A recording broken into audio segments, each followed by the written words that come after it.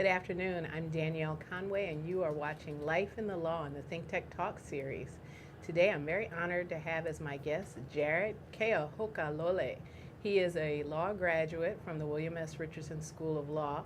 More importantly, he is a longtime resident of Hawaii, grew up here, and he is currently thinking about, or actually engaged in, seeking political office. And today's show is going to be about that. What makes someone seek political office? What makes someone seek political office here in Hawaii? And what is the motivation and what is the compulsion to serve the community? So Jarrett, welcome. Thank you for having me. I'm very excited to find out that you are seeking public office. The reason I'm excited is because you were once a student of mine, and now you are going to hopefully be a representative I can go to in the event I have issues I'm in the community. sure you will. And you know I will. But before we get to what made you decide to do this, I think it's a noble thing, first off. But what in your past do you think led you to this point? I only met you at the law school, but I want to know how you got here now seeking this office. Well, I think it started with my family. My family's from Kāne'ohe. I grew up on Waikoloa Road. My family's been there for at least 7 generations that we know of. My son is going to be the 8th generation, and that's part of this process for me. My family was engaged in community activity growing up, and I sort of grew up in that. My dad is a former labor leader, so I remember when I was a kid, we went canvassing for political candidates. We used to go to community forums, sign waving, things like that. So, and my family, the rest of my family was always engaged in Hawaiian community issues. And so it's always sort of been part of my understanding that, you know, public service is an option, and regardless, it's something that I and our family should be engaged in. And so, yeah, that's why it's sort of always been on my radar and something that I've always considered. Growing up and sort of getting to this point, even going to law school and up to now, I've sort of been looking for a way to be the most effective advocate for my community and my family that I can be. That's how I ended up getting into law school, going to law school, and then now going this route, seeking public office. It took a while. It took some growth, some growing up. Does, right? Yeah, but I think that's sort of how I got into all of this. Well, you know, I remember you as a very sophisticated student. That was my impression of you when I had you in class. So where did that come from? Did that come from your steep tradition with your family? Did it come from your outside experiences outside of Hawaii and merge that with what you gained as a boy here growing up in a fabulous community? Yeah, I think it has sort of been a process for me. Growing up in my family and growing up, I think, in Kāne'ohe, from my experience, when you go to that community and you speak on issues, credibility is really important. You have to know what you're talking about, and you have to know how to reach that community. You have to come in the right way, and you really have to be serious about the issues that you're speaking about and the knowledge that you're speaking to. And I've sort of been on a journey to develop that knowledge, I guess you can say. My wife and I moved away for a couple of years. She went to New York to go to graduate school, and I went up with her, and that was a real big experience. That was a real important experience for me to sort of get exposure away from Hawaii, see how Hawaii is viewed by people not from Hawaii. And it was really sort of surreal. And so that gave me more, I guess, initiative to come back and take the issues that concern us in Hawaii, because a lot of times they are separate from things going on in the greater, globally and in the rest of the country, and sort of really make sure I understood what's important here, and how to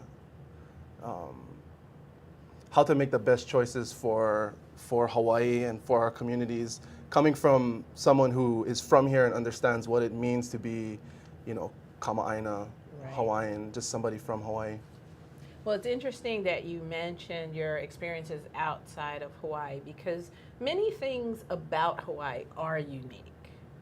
But there are some things in Hawaii that we share with other states in the United States and even other countries across the globe. So I looked at your website, which I think is a fabulous website that tells the audience why you want to run for office.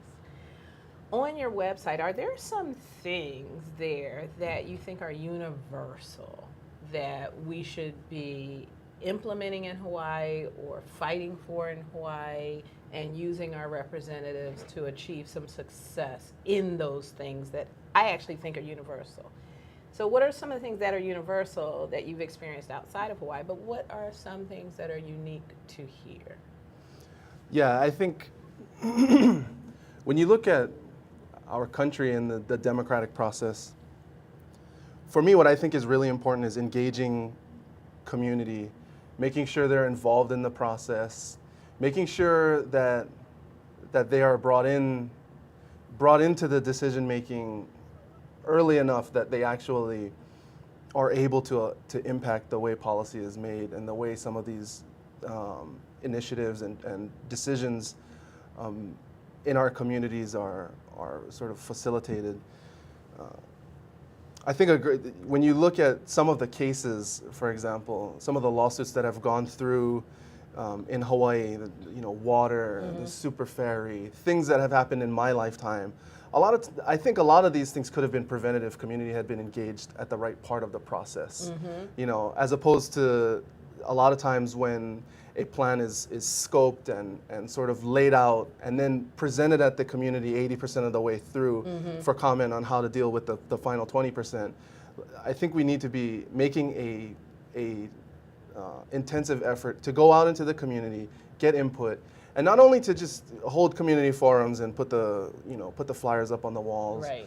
to actually go into the communities, find the people who have a stake in the different issues, find the people with the knowledge, find the elders, and facilitate the process through them. I think a lot of times when government and when even in the private sector, when they've had success, it's been because they've done it in that way. Right. I think the other thing, and this applies everywhere, and so does that, but I think we need to be able to ask the hard questions when it comes to the direction our state and our communities are going. I think a lot of times those questions or the focus on the hard decisions gets lost in the process. And really, especially at the legislative level, in courts, they ask the hard questions. That's what going to court and litigating is about.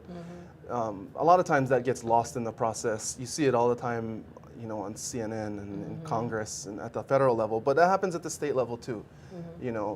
I think sometimes there's a hesitation to go and really dig into tough issues. And there are factors influencing the status quo and being able to move policy that doesn't ruffle feathers and things like that. And I just think we can't continue to do those things with some of the really important issues in Hawaii and even on our side of the mountain, development, environment, education. These types of things require really sophisticated approaches. And a lot of times not everybody's going to agree. These things are not a lot of times going to be easy fixes. Right. And we just need to be upfront about that and be truthful with ourselves and our communities and go and tackle some of these issues in the right way. Yeah, and sort of dig in and know that it's going to be a hard battle. It's going to be a hard fight sometimes, but to get through that fight together and to come out of it having something productive to show for it.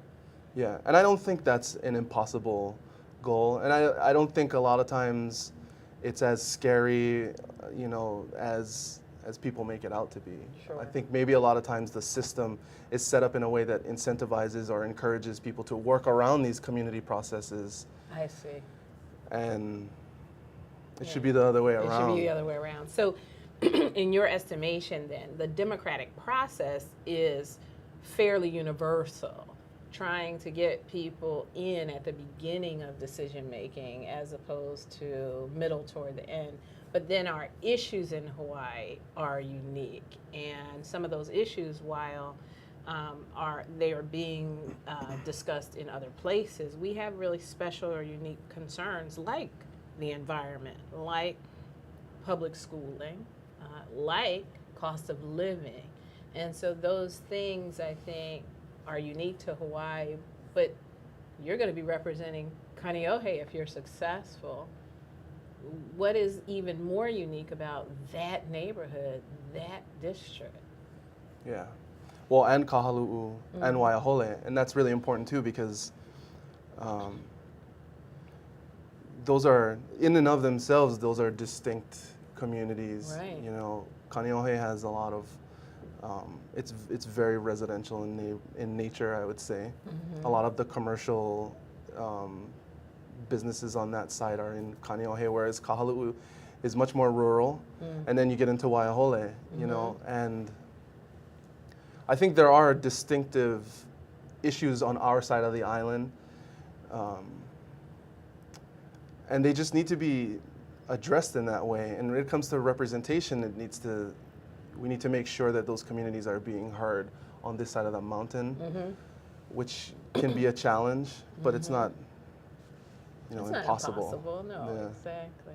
So what do you think law school has done for you to prepare you for this opportunity at leadership? Yeah, I think the big thing for me has been really learning how to look into issues and really get down to the sort of teeth of each problem. When you have a big community issue like education or affordable housing, the devil is usually in the details, and it's really easy to gloss over really complicated parts of a big problem. Part of our housing issue is that we're on an island, and growth is going to happen, and so where do you put the people? But part of it is our tax code doesn't incentivize building affordable housing, and that's a very complicated issue, and that's a hard issue to tackle. And I think a lot of times that issue gets sort of glossed over in the hopes that we can remain on easier portions of the problem that are easier to communicate to the communities and that are easier to sort of tackle without making waves. I recall you wrote a paper about affordable housing in law school. Is that right? Am I remembering that properly? I may not remember, be. yeah. Okay. I Maybe. don't know. I have to look back on that, because that is one of your platform issues, is how to keep families here. Yeah, and it's a challenging one because once you put up houses, the houses don't come down. And so, especially on our side of the island, there's not a whole lot of room left to put houses there, even though a lot of people want to live on our side. And we have people coming into the state every year who also want to live here, and it drives up there's not enough inventory in the market, and it makes it difficult. And so I think some of the initiatives that the state has been pursuing in terms of urban core development and things of that nature are moving us in the right direction, but we really need to stick to our guns, especially on our side of the island. Do we want to build more houses on our side of the island, or do we want to focus that growth somewhere else, because it's going to happen?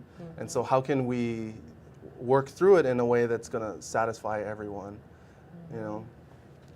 And satisfy the need that's there. Yeah. Well, let's take a break. My name is Danielle Conway. You are watching Life in the Law in the ThinkTech Talk series, and my guest is Jarrett Keohokalole, and he is going to come back and speak to us about more platform issues.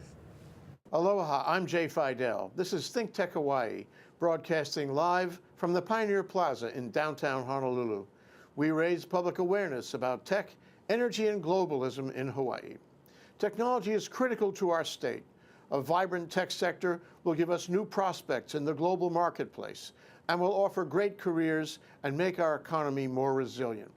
Streaming live on Ustream and Spreaker, ThinkTech allows its hosts and guests invaluable opportunities to report important events and discuss important questions, and to be heard here in Hawaii and around the world. You can find links to our live streams on thinktechhawaii.com or on our mobile website, m.thinktechhawaii.com. And you can see our archive on YouTube. It's all just a click away. We want to do whatever we can to keep Hawaii relevant, connected, and thriving in the complexity of the 21st century. We hope you will help us in those efforts. Tune in today. This is ThinkTech. I'm Jay Fidel. Mahalo. Welcome back. I'm Danielle Conway, and you're watching Life in the Law in the ThinkTech Talk series. My guest is Jarrett Keohokalole, and he is a recent graduate from the William S. Richardson School of Law. We are proud to call him an alumnus. And we are also very excited that he is running for a seat, or seeking appointment of seat in District 48, which is going to be left vacant by Representative Jessica Woolley, who's going to be appointed to what office is she doing? She's appointed to the director of the, as director of the Office of Environmental Quality Control. Yeah, an important office. Yeah. And so Representative Woolley has been very, very astute on environmental issues, and that I think has benefited the residents of her district. And so you want to get appointed to her seat. And how would you further what she started, and how would you expand on what she's done? Well, I think Rep. Woolley really put a focus on agriculture, sustainable agriculture, how we can give our farmers opportunities to farm, and not just the big agricultural companies that are coming in and growing seed and are the center of a lot of controversy, but how can we provide opportunities for small farmers to farm and survive off of that craft, you know? It's a difficult thing to do, and there are lots of obstacles, the marketplace, resources, things like that. And I think our communities, Kahalu'u especially, and Waiahole, are areas where there are opportunities to grow sustainable agricultural practices and move our state in a more sustainable direction. Start growing more of our own food and being less dependent on imports. And I think we need to continue to support those types of initiatives, continue to protect our agricultural lands, our important ag lands, our sources of water for irrigation for these projects, and not only emphasize, big ag, but also small ag, smaller scale farms, diversified agriculture, because that's the only way we're going to move in a sustainable direction. She did a lot of work on that. There's a lot more work that needs to be done, but I do think on our side of the mountains, there are lots of opportunities for that. Traditionally, because of the way the water flowed, the communities in our districts were very abundant agricultural centers, and we need to remember that, and we need to utilize those resources. They not only help the people in the district, but they help the environment overall in our district. So it also sounds like what you're proposing is a recognition of the need to partner with those who hold traditional knowledge about agricultural systems and how they were deployed pre-industrialization, and then matched them to a modern Hawaii, a sustainable agriculture base in Hawaii. Yeah, and there are really good examples of that in our district. The Ahupua of He'ea, or He'ea as some people call it, is a great example of that. There are 3 different nonprofits in that valley that are doing cultural restoration work. Paipai'o He'ea is a nonprofit run by Hi'ilei Kavelo, who are restoring an 88-acre fish pond out on Kāne'ohe Bay that is 800 years old. And that fish pond is a great example of ancient aquacultural practices that can still be utilized today to grow food. The way that the ancient Hawaiians utilized this brackish water mix and the natural estuary systems in Kāne'ohe Bay are things that we should be focusing on. You know, the science is telling us that these systems were environmentally sustainable, and the history of it, the qualitative data that we know from our cultural practices is that these were practices that help sustain large populations of people, and we should really be focusing on trying to move in those directions and supporting these types of initiatives. More up the valley, Kāko'oiwi is restoring wetland taro patches, and that's another example of sustainable farming that was able to feed large populations of people prior to these, you know, industrial technologies and capabilities coming in. And so if they were able to do it back then with, you know, without the technology that we have today, we should be able to figure something out, you know, in order to move us toward a more sustainable pathway. And I think those are great opportunities in our district, especially to bring kids in and to educate the community on not only our history, but how we can move in some of those directions, and how stewardship of our environment on our side of the island is an important initiative, and it really is a pathway to good policy in the future. There are opportunities that we can learn from through supporting these practices. So what are some similar types of know-how or practices that could be deployed in other sectors? We were just talking in the last segment about public education. And so are there efforts at accessing traditional know-how in education to buttress and support our what seems to be a sometimes flailing public education program we have in the state? Yeah, I think culture-based education is important. I think it's an opportunity to get kids engaged in education. And for me, it comes down to the end result. You know, are we reaching our kids? Are we teaching them? And are they moving on and getting good jobs, or moving on to higher education so that they have, you know, a proper base to seek, you know, economic opportunity, to where they're able to get jobs that afford them a living wage so that they can stay in our communities. There are actually good examples of that in our district. The Castle Complex is going through a redesign initiative that I think is really important, and I think it can be used as a model elsewhere. And it's not only cultural-based learning opportunities that they're looking into, it's community-based partnerships. You know, working with businesses in Kāne'ohe and Kahalu'u to create learning opportunities, get students out of the classroom, get them into trades and businesses and environmental management, you know, learn science from the outside, you know, in the fish ponds at Coconut Island. And these are things that we need to support.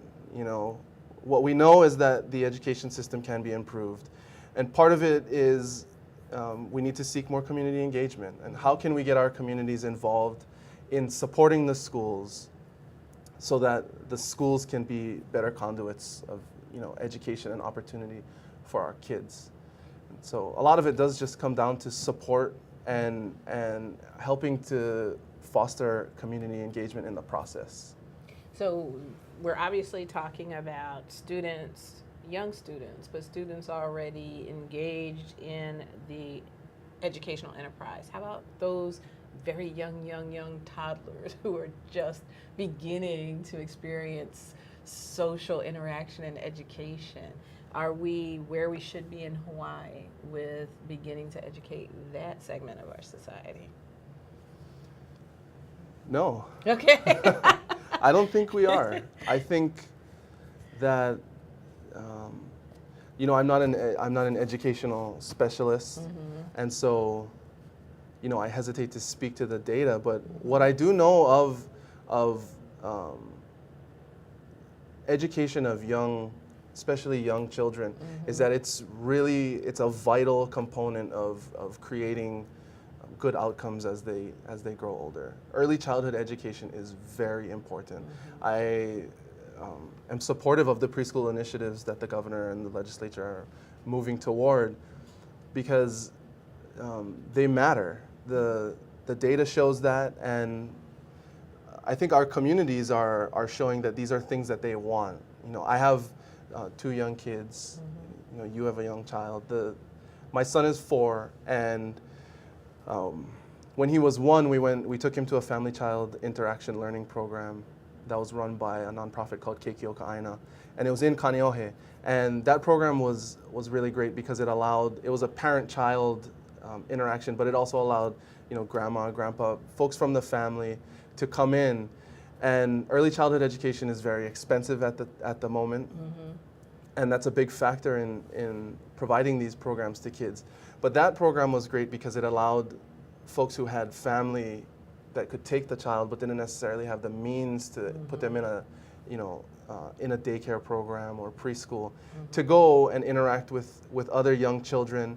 And from my perspective, it really is that simple at the earliest levels. Is from watching Lennox, my son, go through these programs, it's just having them ready to start school, to interact with other kids, to sit down together, to play together, to share. Some of those things it's hard to tell unless you get them in the classroom that it's really important. And I think that he has a leg up on kids who don't have the opportunity to go to some of these programs when it comes to kindergarten, and they immediately, sit down at a desk and they have to learn how to read and write, and count and do all of these things. And some of them have not even been exposed to a classroom setting, to a big group of kids, to lunchtime. I think it really is that simple, but it's also that important. So we've been big supporters, and it's been a struggle for us personally to be able to afford to send Lennox to preschool programs.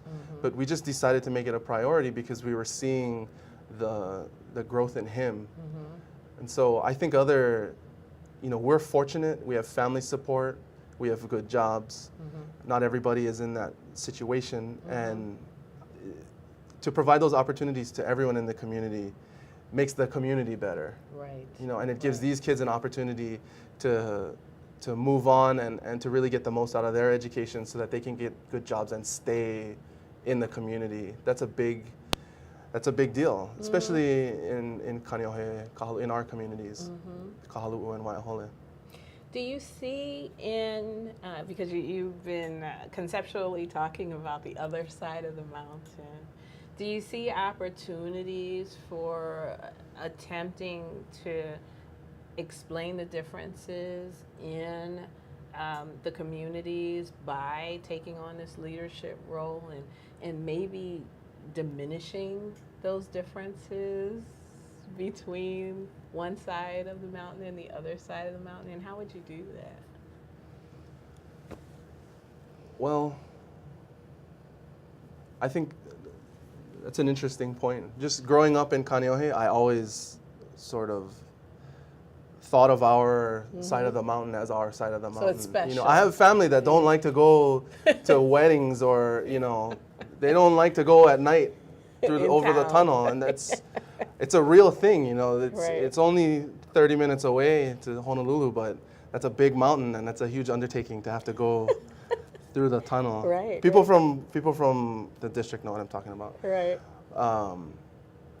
So I think sometimes there is a feeling of disconnect between what's happening, in that square building downtown, Right. and what is happening in Kahalu'u, in Waiahole, and whether they are getting the message. Right.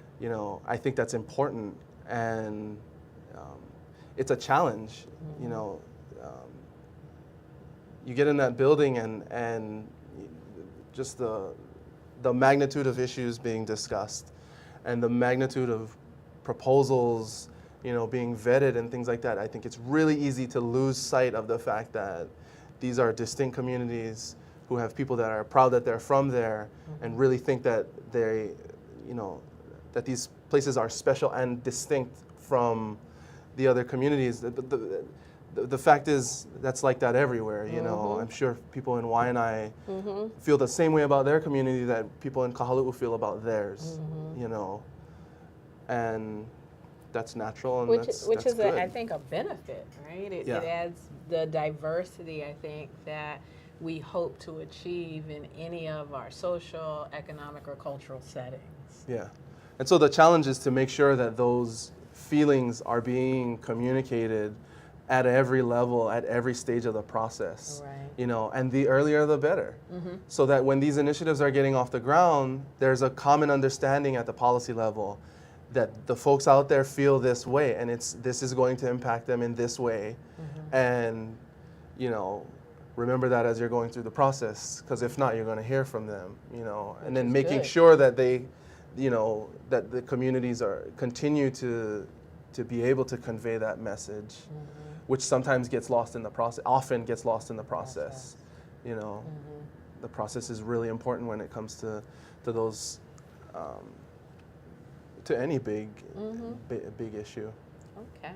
Well, this is Danielle Conway. I'm having a really great time here with Jarrett Keohokalole. He's talking about representing District 48.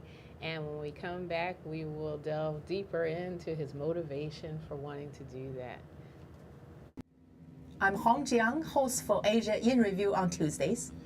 And I'm David Day, host for Asian Review on Thursdays. Both of us broadcast our respective shows at 4 p.m. And my topics tend to deal with questions related to environment, culture, history, and sometimes human rights. And my shows tend to be on international business, foreign policy, geopolitics, and national security. And you can watch our shows live on the ThinkTech website at thinktechhawaii.com. And you can also watch us on YouTube or Olalo. So come join us on Thursdays at 4 p.m. I'm David Day. And on Tuesdays at 4 p.m., I'm Hong Jiang. Aloha. Aloha. Welcome back. I'm Danielle Conway. You're watching Life in the Law in the ThinkTech Talk series. My guest is Jarrett Keohokalole, and we're talking about specifically hoping to succeed to the seat in District 48. And we're talking about the other side of the mountain. And I'd be interested to know, because I've not lived in that district. I've visited. I don't mind going over through the tunnel. But I know what it's like now, and I'm not from Hawaii. What was it like before, and what is it like now? And how's that going to be a challenge as a representative for you? Well, I think it's a big reason why I'm running. My wife and I went away, so she could go to school. I worked for a lawyer in New York, and when we had our kids, when we had my son, we came back because we wanted him to be raised in the same place that we were raised in the way that we were raised in. I love New York. It was fun. Not interested in raising my kids there at all. And I wanted my kids to be able to say they were from Kāne'ohe. We've been there a really long time, and that's something that I'm proud of. But it's changing. It wasn't until we came back that we really realized the challenges and the obstacles that young families have staying in our district. Yes. It's getting crowded. It's getting expensive. Opportunities, job opportunities that give families a living, that allow families to make a living wage so that they can stay in the community are they're few and far between. There aren't enough of them. And our young families, I think, are really the sort of the core of our communities. I grew up in a big family at the end of Waikalua Road, and the neighborhood that I grew up in was family. There were, I think, 10 houses that were aunties and uncles. And so I grew up in a community where there were dozens of cousins, and we could run around everywhere because there were people to keep an eye on us that were family, and there wasn't a lot of fear for our safety, or that we were doing, getting into too much trouble, because everybody was there. And what's happened, the difference between my generation and my son's generation is that a lot of that family is gone. Right. Because it's too expensive,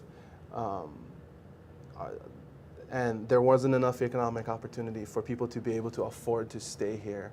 And that affects everybody in the community. That affects our kupuna, that they don't have family to rely on. And so, I would like to see our communities continue to remain the way that they are. And for kids who grew up in Kāne'ohe, in Kahalu'u, in Waiahole, to be able to bring their kids back like we did. And it was a struggle, and it continues to be, but to actually have the opportunity to stay here with family. That's why we came back, was because my wife's family is from Kāne'ohe, my family's from Kāne'ohe, and we wanted to raise them, our kids, around them. And the value system. Yeah. I think our communities are distinct from some of the other communities. I think in Kāne'ohe and in Kahalu'u in particular, I think it's safe to say we would consider ourselves working class, Sure. Folks, and that family is very important. And so I think we should be focusing on that. And I think, we could be doing better to provide opportunities for people to bring their kids back and raise them here, instead of having to move to other parts of the island or move away. We were lucky that we were able to come back. Not everybody gets that opportunity. That's true. And kids grow fast. Right. And, it's hard to come back once you lay roots with your kids in different places. Right. And So maybe discuss a little bit about what has to happen in terms of economic development to begin to allow some of this homeward boundness to take root. What has to happen in our economy? What do we have to continue with? What might we get away from? How might we diversify this economy? yeah. Well, that's a good question, given the way our economy has changed and is sort of projected to change. We don't have our senior senator anymore, and I know there's a lot of trepidation about what is going to come with that. And I think when you look at the industries that we are focused on, or that we are so reliant on now, military, tourism, they are dependent on factors that are outside of our control. And so part of creating better economic opportunity for folks in our district is moving our state in a more sustainable direction from an economic standpoint, investing in industries that are less affected by outside forces that we can't control. I think one of them is renewable energy. How can we get our islands and our state off of that dependence on the boats that come in every month? Right. And when it comes to developing energy sources in Hawaii, you're creating jobs in Hawaii, and you're creating industry that creates things in Hawaii instead of having to import them here. And that money is distributed throughout the community. I think a lot of what is going on today that can be fixed has to do with the fact that there are outside interests that are siphoning money away from us. Right. I just recently read an article about real estate investment trusts. Right. And some of these other corporate structures that are primarily made up of outside interests that are investing in Hawaii but are taking the profits away.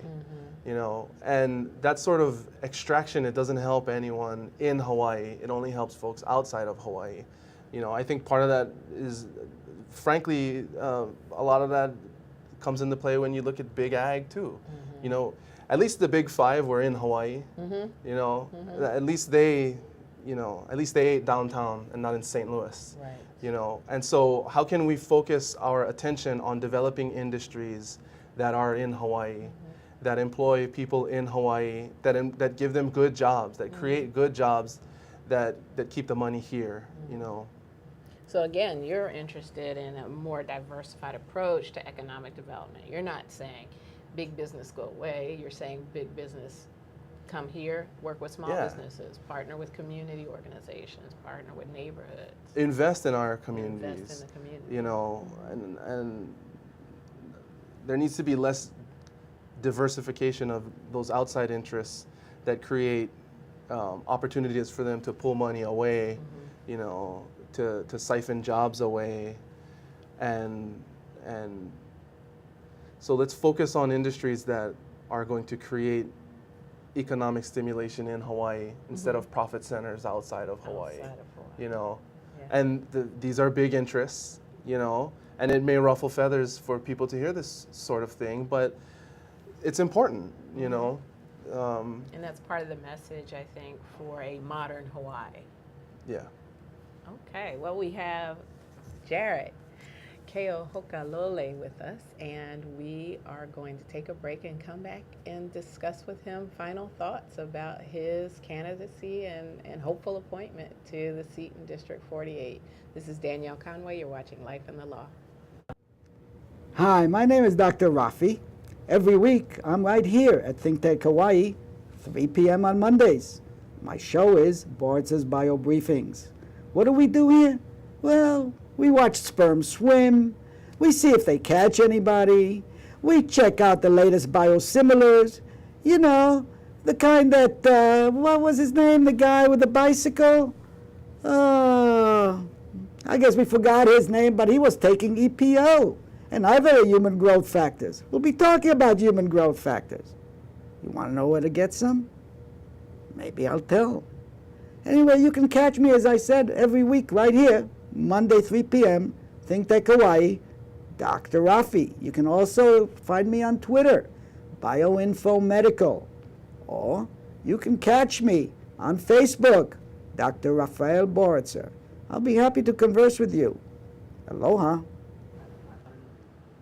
Good afternoon. I'm Danielle Conway. You're watching Life in the Law, and my guest for the last 10 minutes of the show is Jarrett Keohokalole. He is seeking appointment to a seat in District 48, and we're very excited to have him here to talk about it. And I want to ask Jarrett in the last 8 minutes that we're here.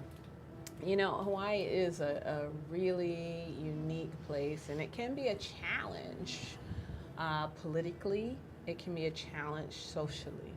And I think part of that challenge is how to navigate two or more worlds that are part of making this community what it is, a very special place. And one might describe those worlds as modern worlds versus traditional worlds. One might describe them as Hawaiian, non-Hawaiian, Kama'aina, not local. How do you deal with all of these things in order to represent all of these voices, but still pay the respect to this host country, this host nation? Yeah. It's hard work. I think the main thing is communication, you know, and not only keeping communication open, but how you communicate. The way I was taught, or, you know, the way I remember it being discussed in the garage when I was a kid growing up, is that when there's an issue, an important issue that needs to be discussed by folks in the community, or even between families, you have to go to the source. You have to go to the people who are important on the issue, the people who have the knowledge. You have to sit down with them, and you have to engage with them and talk these issues out. And I don't think there's really a big difference when you look at it from that perspective between modern Hawaii and old Hawaii. You know, if you want to move a project forward, you have to go and see the people in the community who the proposals will affect, and who the decision makers are, and who the people are that can give the proper types of input. And when those people are left out of the process, that's when you have problems. You know, and just because the process that we have now may be more complicated, or there may be more moving parts than maybe it has been in the past, there might be more outside influences, or there might be different types of influences. That doesn't mean that we should move away from the fact that we need to continually strive for good community engagement. You know, from my perspective, whenever we've had trouble with these types of issues, it has been because people feel left out of the process. You know, and that's where I think there is, you know, a distinction when you live on the other side of the mountain, be it on, you know, whether there's an issue between Hawaii, Kai, and Waimanalo, or between Waianae and the rest of the island, or Kāne'ohe and the rest of the island.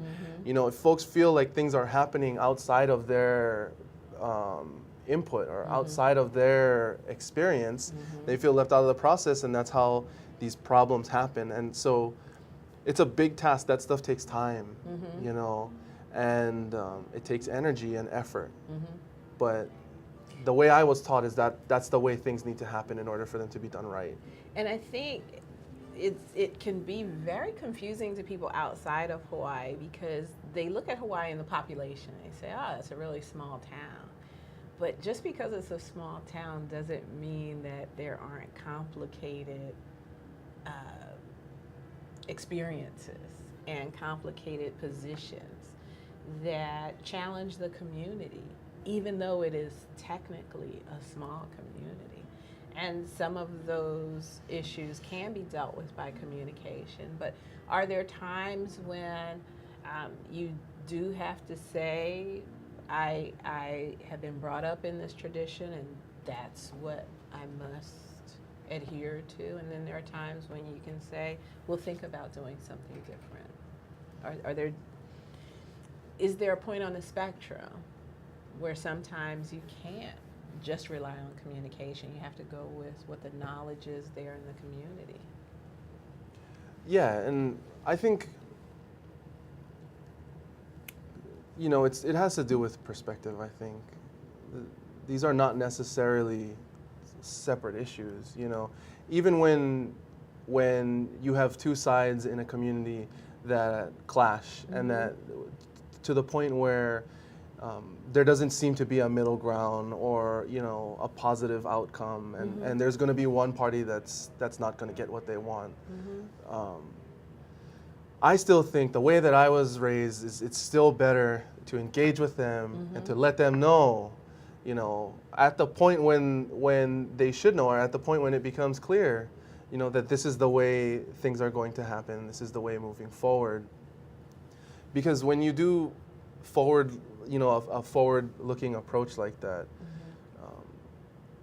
it's always better from the community standpoint. Not everybody gets what they want. You know, a lot of the times nobody gets exactly what they want, and sometimes that's the best outcome, you know. But it still does come back to making sure that you're communicating with the right people. And I think, so what I talked about a little bit before is sort of how you communicate too. You know, in some communities, you just have to go to the person's house and sit down with them, or you have to go to the meeting and make sure that the right people are there. So it's like protocol. Exactly. Protocol, I think, is really important, you know, from a Hawaiian cultural context, but also in a local context, you know. A phone call, you know, or just an attempt to reach out and sit down and talk with somebody, a lot of times will fix an issue that might otherwise have, you know, mushroomed into something much bigger. You know, a lot of times I think and I think a lot of people can relate to this, maybe just in Hawaii, but maybe everywhere else, is when you get down to the nitty-gritty of a really divisive issue, sometimes it just comes down to the fact that one person doesn't like the other person, and they haven't talked, you know, and sometimes you need a facilitator for that to happen. In Hawaii, sometimes they're related, you know, it's just, that's where the small town part of it comes into play. And if you're not making a decided effort to engage in people in the way that we are accustomed to being engaged, you know, which is to make the proper effort, then a lot of times that's how trouble happens. You know, maybe that's just the way I was raised, but I think in our communities, that stuff matters. You know, it's important, and it's not hard to do. There are ways to do it, even if you're not from Hawaii, even if you just got here, and part of it is to just ask. You know. So it sounds like what you're talking about are the values that have been ingrained in your family from generations. And I started out the show just calling them sophisticated. So we come at it differently, but I think you do have a very sophisticated approach to what you want to do and how you want to lead. And it sounds like you think, well, this is just part of my value system. And I think that's okay. Any last minute thoughts before we have to leave? No, I appreciate the opportunity to come and speak. I don't think that the things that I think are important or my values are really any different from people in the community. You know, I don't think they're just Hawaiian, Native Hawaiian values. I think they're values from our side of the island. And I don't think they're just from our side of the island too, you know. I love that. So, but I do have pride in my side of the island. I could tell. So, well, terrific. I think District 48 would be well served with Jarrett Keohokalole representing them. This is Danielle Conway, and you've been watching Life in the Law. Lots of fun. Thanks. thank you.